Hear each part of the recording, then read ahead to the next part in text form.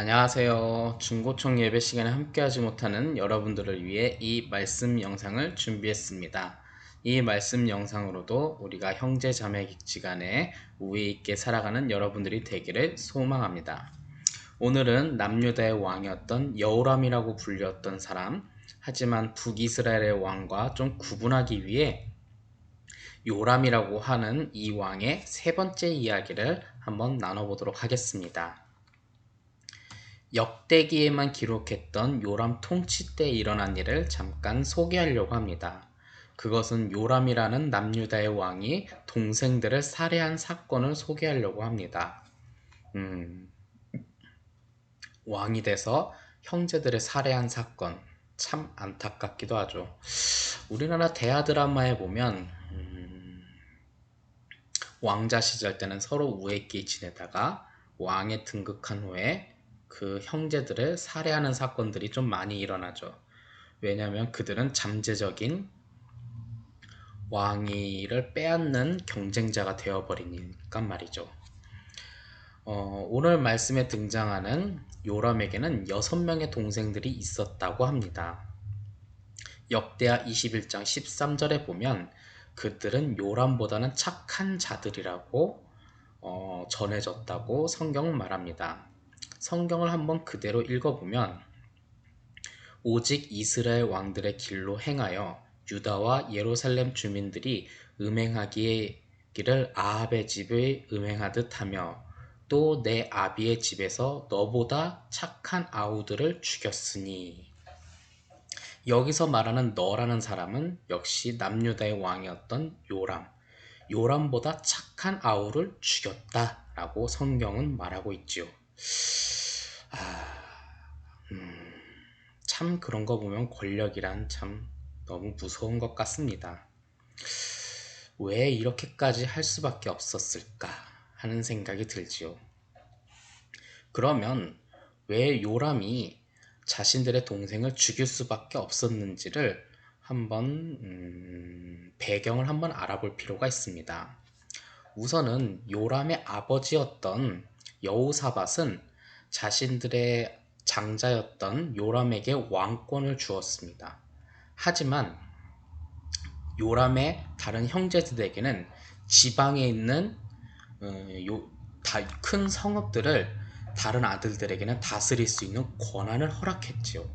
이것은 어쩌면 여호사밧이 할 수 있는 봉건 제도였고, 어쩌면 이 제도를 정착화하여 형제지간의 사륙을 좀 더 방지하고, 어쩌면 서로 간의 견제와 서로 협력할 수 있는 것을 도와줄 수 있는 시스템을 도모했을지도 모릅니다.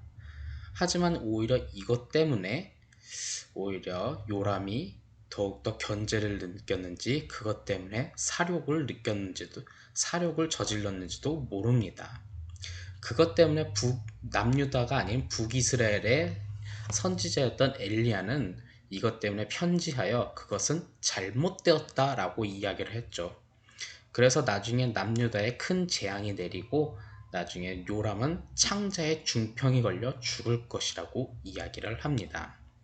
이것에 대해서 성경학자들은 요람이 동생들을 살해한 이유는 아마도 여호사밧이 요람에게 준 금은 보물 때문일 거라는 하나의 이야기도 있고, 아니면 더 착한 아우였기 때문에 왕보다 더 큰 지지율을 갖고 있었기 때문에 미리 싹수에 죽였는가라는 이야기도 있기도 합니다.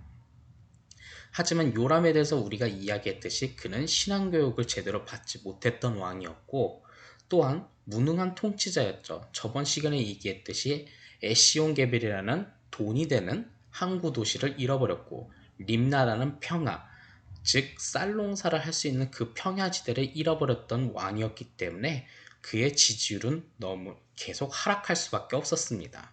지지율이 하락하면 역시 백성들이나 국민들은, 그때는 국민이라고 할 수는 없겠네요. 백성들은 새로운 대안을 희망하고 갈망하기도 하죠. 지금의 대통령이 지지율이 낮으면 새로운 대안을 계속 생각할 수밖에 없는 거랑 똑같은 생각일지도 모릅니다. 그래서 어쩌면 요람은 자신들의 경쟁자, 자신을 대항할 수 있는 동생들을 살해했는지도 모릅니다. 이것이 과연 성경적으로 옳은가에 대해서 성경은 고발하고 우리에게 말하고 있는 거죠. 그리고 우리에게 이렇게 말을 합니다. 하나님 말씀대로 하나님을 버리면서 살아갔던 이런 삶에 대해서 우리는 이것이 옳은가에 대해서 이야기를 하고 있죠. 여러분들은 어떻게 생각하십니까? 하나님을 떠난 이러한 삶이 우리는 과연 옳은가? 그렇기 때문에 우리는 이와 반대로 하나님과 함께 동행하는 삶을 살아가야 된다는 것을 한번 생각할 수 있는 여러분들이 될 수 있기를 간절히 소망합니다.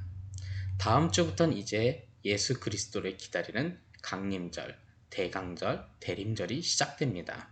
그때 동안 예수님을 기다리는 시간을 한번 가져보기를 간절히 소망합니다. 오늘의 말씀은 여기까지입니다. 끝!